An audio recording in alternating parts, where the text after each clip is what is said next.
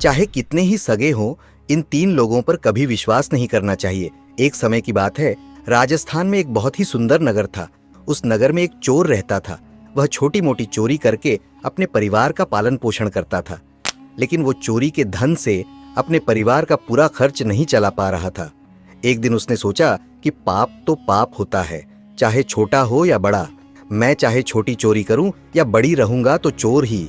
पकड़े जाने पर दंड तो मुझे उतना ही मिलेगा, तो क्यों ना मैं कोई बड़ी चोरी करूं। ऐसा निश्चय करके उसने उस नगर के राजा के खजाने को लूटने की योजना बनाई और वो रात होने का इंतजार करने लगा। रात होने पर वो राजमहल में घुस गया और किसी तरह जहां राजा का खजाना था वहां पहुंच गया। वहां पहुंचकर उसने देखा कि खजाने पर कई सैनिक पहरा दे रहे थे। सख्त पहरा देखकर चोर को लगा कि उनकी आंखों में धूल झोंकना बहुत कठिन काम है और सोचने लगा कि यह तो साक्षात काल पहरा दे रहा है। अगर मैंने चोरी करने की कोशिश की तो जीवित नहीं बचूंगा। ये सोचकर चोर उल्टे पांव लौट पड़ा और लौटते समय उसने सोचा कि खाली हाथ लौटने से तो अच्छा है कि कुछ ना कुछ तो यहां से ले ही चलूं। मेरा यहां आना व्यर्थ नहीं होना चाहिए। चोर के दिमाग में विचार आया कि राजा के शयन कक्ष में जाना चाहिए, जहां राजा सोता है, और शायद इस समय राजा अपने कपड़े उतारकर सो रहा होगा। मैं राजा के राजवस्त्र चुरा सकता हूं और उन्हें पहनकर आसानी से धन चुराकर यहां से निकल जाऊंगा। पहरेदारों को लगेगा कि मैं राजा हूं, इसलिए वे मेरे रास्ते में नहीं आएंगे और मेरा काम आसान हो जाएगा। ऐसा निश्चय करके चोर राजा के शयन कक्ष के पास पहुंच गया और उसने धीरे से पर्दा हटाकर देखा तो अंदर का नजारा देखकर आश्चर्यचकित रह गया। उसने देखा कि राजा अपने पलंग पर गहरी नींद में सो रहे हैं और उनकी रानी अर्धनग्न अवस्था में पलंग पर बैठी हुई है। रानी को जागता हुआ देखकर चोर के हाथ पैर फूल गए और वह एक तरफ दीवार से सटकर खड़ा हो गया और रानी के सो जाने का इंतजार करने लगा। थोड़ी देर बाद फिर उसने पर्दा हटाकर देखा कि रानी सोई हैं या नहीं, क्योंकि रानी सो जाए तो राजा के वस्त्र चुराए जाए। चोर ने देखा कि रानी अभी भी उसी तरह बैठी हुई थी। ये देखकर चोर वहां रखी हुई टेबल पर बैठने लगा। जैसे वह टेबल पर बैठा तो उस पर रखी हुई पानी की गिलास नीचे गिर गई। उस आवाज को सुनकर राजा की नींद तो नहीं खुली, परंतु रानी तलवार लेकर बाहर आ गई और तलवार चोर की गर्दन पर रख दी और बोली, कौन है तू और यहाँ किस लिए आया है? सच सच बता, वरना तेरा सिर धड़ से अलग कर दूंगी। चोर डर के मारे पसीने से लथपथ हो गया और हाथ जोड़कर गिड़गिड़ा आते हुए बोला, रानी साहिबा, मेरी जान बख्श दो। मैं एक गरीब चोर हूं और चोरी करने के उद्देश्य से ही यहाँ आया हूं। छोटी मोटी चोरी करके अपने परिवार का पालन पोषण करता हूं। आप मुझे मार दोगी तो मेरे बच्चे अनाथ हो जाएंगे। मैं वचन देता हूं कि इस बार मुझे छोड़ दो। मैं कभी दोबारा राजमहल की तरफ मुड़कर नहीं देखूंगा। मेरे छोटे छोटे बच्चों पर रहम करो। रानी को उस पर दया आई और उसने कहा, सुनो, मैं तुम्हें एक शर्त पर छोड़ सकती हूं। मैं इस समय काम से पीड़ित हूं। यदि तुम मेरे साथ समागम करोगे तो मैं तुम्हें यहां से जाने दूंगी, वरना एक ही झटके में तुम्हारा सिर काट दूंगी। रानी की यह अनोखी शर्त सुनकर चोर और भी ज्यादा घबरा गया और कहने लगा, रानी साहिबा, ये आप क्या कह रही हो? मैं तो एक चोर हूं और आप इतने बड़े राज्य की महारानी। मेरी क्या औकात है जो मैं आपके साथ ऐसा करूं? मेरे लिए तो यह सोचना भी बहुत बड़ा पाप है। रानी ने कहा, मैं कुछ नहीं सुनना चाहती। अगर तुम्हें अपनी जान प्यारी है तो मैं जैसा कहती हूं वैसा ही करो, वरना मरने के लिए तैयार हो जाओ। रानी का ऐसा प्रस्ताव सुनकर चोर की जान हलक में आ गई और सोचने लगा, आज मैं बहुत बड़ी मुसीबत में फंस गया हूं। यदि मैंने रानी की बात नहीं मानी तो भी मारा जाऊंगा और मान ली तो भी मारा जाऊंगा। चोर बहुत बड़ी दुविधा में पड़ गया कि क्या करूं। आखिरकार उसने रानी के साथ समागम करने की बात को स्वीकार कर लिया और बोला, रानी साहिबा, मुझे 5 मिनट का समय दे दो। मुझे बहुत जोर से लघु शंका लगी है। पहले मुझे लघु शंका से निवृत्त होने दो, उसके बाद आप जैसा कहोगी मैं वैसा ही करूंगा। रानी ने तुरंत तलवार के इशारे से शौचालय को बता दिया और चोर उसकी तरफ चल पड़ा। रानी वहीं पर खड़ी होकर उसके लौटने की प्रतीक्षा करने लगी। चोर ने इस बीच रानी की नजर से बचकर वहां से भागने की कोशिश की। भागते भागते जब वह द्वार पर पहुंचा तो द्वार पर जो सैनिक था उसने उसे पकड़ लिया और उससे पूछताछ की। चोर डरा हुआ था। उसने सैनिक को सच सच बता दिया कि वह एक चोर है और राजमहल में चोरी करने आया था, लेकिन रानी ने उसे पकड़ लिया और छोड़ने के बदले एक शर्त रखी थी कि वह उसके साथ समागम करे। इसलिए मैं लघु शंका का बहाना बनाकर मैं वहां से भागकर आया हूं। इस तरह से चोर गिड़गिड़ाकर सैनिक से उसे छोड़ने का आग्रह करने लगा। सैनिक ने कहा, देख भाई, मैं तुझे एक शर्त पर जाने दे सकता हूँ, और शर्त यह है कि तुम्हें पुनः रानी के पास लौट कर जाना होगा और रानी से कहना होगा कि मैं तुम्हारे साथ समागम करने के लिए तैयार हूं, किंतु उससे पहले तुम्हें अपने हाथ से राजा को मारना होगा। सैनिक की यह शर्त और भी ज्यादा कठिन थी। चोर ने सोचा कि वैसे तो प्राण बच भी सकते थे, परंतु अब नहीं बचेंगे। अगर रानी से यह बात कही तो रानी मेरा सिर काट देगी। अब चोर को चारों तरफ अपनी मौत ही मौत नजर आ रही थी। मजबूर होकर चोर वापस रानी के पास गया और बोला, रानी साहिबा, मैं आपके साथ संबंध तो बना लूंगा, लेकिन मुझे एक बात का डर है कि उस समय राजा साहब नींद से जागे तो ना आप बचें और ना मैं। राजा साहब हम दोनों को मार डालेंगे, इसलिए आपको एक काम करना होगा। आप अपने हाथ से राजा का सिर काट दीजिए, फिर हम निडर हो जाएंगे। अगर आप इतना कर सकें तो मुझे आपकी शर्त मंजूर है, वरना मैं आपके हाथों मरना उचित समझूंगा। आप मुझे मार दीजिए। काम के वशीभूत रानी चोर से कहने लगी, ठहरो, ये कौन सी बड़ी बात है, मैं अभी राजा साहब को मौत के घाट उतार देती हूँ। इतना कहकर रानी ने दोनों हाथों से तलवार पकड़ी और सोए हुए अपने पति का सिर काट दिया। जब रानी ने राजा का सिर काट दिया तो सारा कमरा खून से लटपट हो गया और राजा के खून से रानी भी डर गई। यह भयानक दृश्य देखकर रानी बेहोश होकर गिर पड़ी और उसी समय चोर वहां से फरार हो गया। सुबह राजमहल में शोर मच गया कि कोई राजा साहब को मार गया, मगर राजा को मारने वाले का कोई पता नहीं चल पा रहा था। सब लोग बड़े आश्चर्य में थे कि राजा को सोते हुए किसी ने मार डाला। इधर रानी भी दहाड़ मार मार कर रो रही थी। इस रहस्य को पूरे राजमहल में केवल वही सैनिक जानता था कि रानी या उस चोर में से किसी एक ने ही राजा को मारा है, परंतु उसने इस बात की चर्चा किसी से नहीं की। राजा के अंतिम संस्कार की पूरी तैयारी हो चुकी थी। उधर रानी ने घोषणा की कि वो अपने राजा के साथ सती होना चाहती है।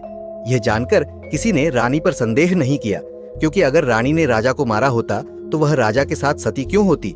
इधर रानी सारे श्रृंगार करके राजा के साथ चिता पर जाकर बैठ गई। राज्य के सभी लोग चिता पर एक एक करके लकड़ी रख रहे थे और उन्हें नमन करके पीछे लौट रहे थे। इस प्रकार सबसे अंत में वह सैनिक भी राजा की चिता पर लकड़ी रखने गया। जो इस रहस्य को जानता था उसने धीरे से रानी के कान में कहा, महारानी, आप तो सती हो जाएंगी, लेकिन मुझे इतना तो बता दीजिए कि राजा को आपने मारा था या? उस चोर ने यह सुनकर रानी चौंक पड़ी। वह समझ गई कि इसका मतलब इस भेद को यह सैनिक भी जानता है। रानी ने कहा, सुनो, राजा को ना तो मैंने मारा है ना उस चोर ने। अगर तुम्हें यह जानना है कि राजा को किसने मारा है तो तुम नगर से बाहर उत्तर दिशा में जो जंगल है उसमें चले जाओ। वहां एक कुटिया में एक बुढ़िया रहती है, वह तुम्हें इस रहस्य को जरूर बता देगी। सैनिक को यह रहस्य जानना था, इसलिए वह अगले ही दिन रानी के बताए अनुसार जंगल में चला गया। जंगल में पहुंचने पर उसे वो कुटिया दिखाई दी जिसमें वह बुढ़िया रहती थी। सैनिक उस बुढ़िया के पैर पकड़कर बोला, माँ जी, मैं एक रहस्य जानने के लिए आपके पास आया हूँ। राजा साहब की हत्या किसने की, मुझे बताइए। तब बुढ़िया माँ कहती है, बेटा, अगर तुझे यह रहस्य जानना है तो तुझे एक काम करना होगा।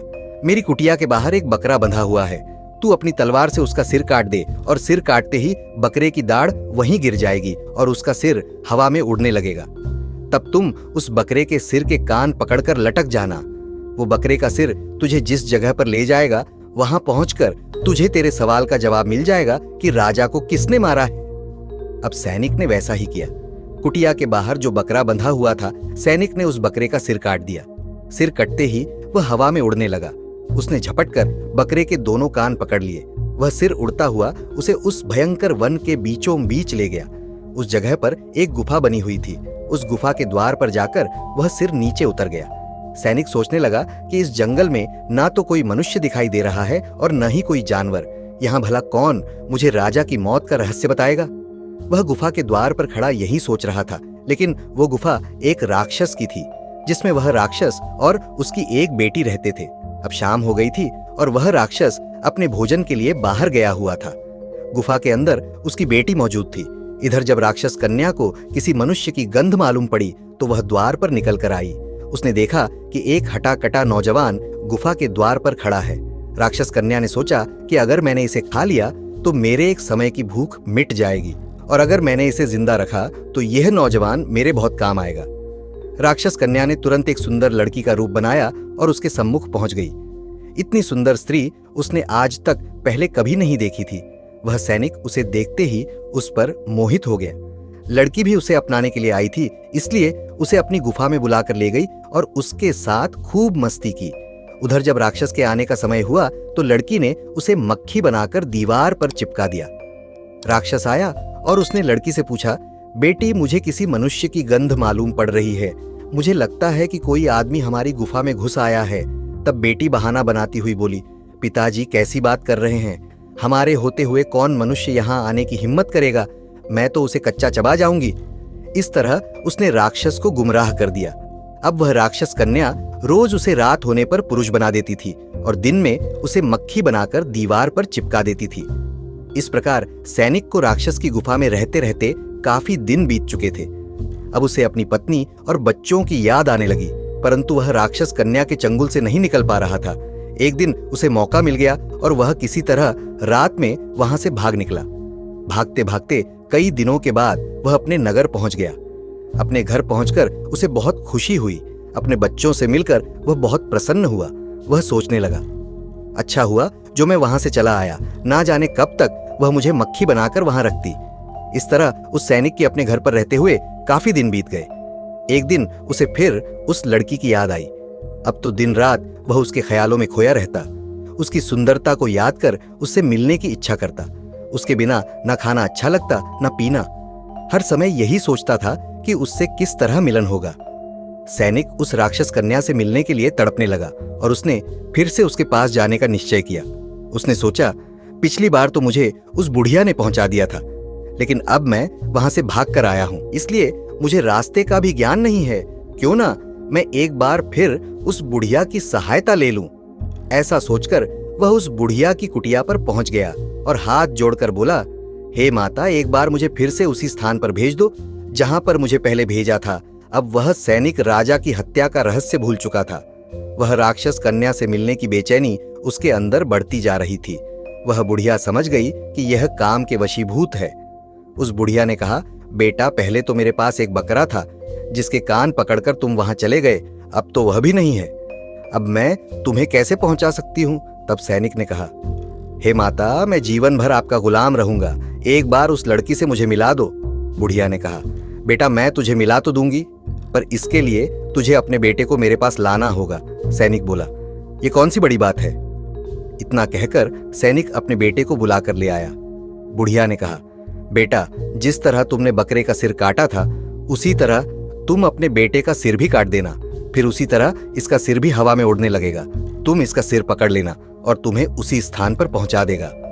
काम के वशीभूत वह सैनिक अपने बेटे का सिर काटने के लिए तैयार हो गया।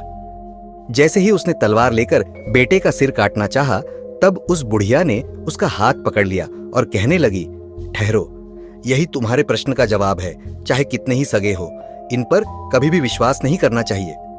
पहला राजा को ना चोर ने मारा था और ना रानी ने राजा को हवस ने मारा था। जिस तरह काम वासना में अंधे होकर तुम अपने बेटे को मारने के लिए तैयार हो गए, इसी हवस के वशीभूत होकर मनुष्य अंधा हो जाता है और गलत से गलत काम भी कर जाता है। दूसरा, धन के लालच में आकर कोई भी किसी को मार डालता है। और तीसरा, क्रोधी व्यक्ति क्रोध में अंधा होकर सब कुछ भूल जाता है और वह सब कर डालता है, जिससे जीवन भर उसे पछताना पड़ता है। क्रोध में उसकी बुद्धि विवेकहीन हो जाती है और वह अपना पराया कुछ नहीं देख पाता। इन तीनों से हमेशा बचकर रहना चाहिए, अन्यथा जीवन भर पछताना पड़ता है। दोस्तों, आपको यह कहानी कैसी लगी हमें कमेंट बॉक्स में बताएं और हाँ, अपने सबसे प्रिय मित्र के पास इसे जरूर भेजें। ऐसे ही इंटरेस्टिंग और रहस्यमयी कहानियां के लिए आप हमारे चैनल को सब्सक्राइब कर सकते हैं और बेल आइकन को भी ऑन कर ले। कहानी को इतना प्यार देने के लिए आपका धन्यवाद।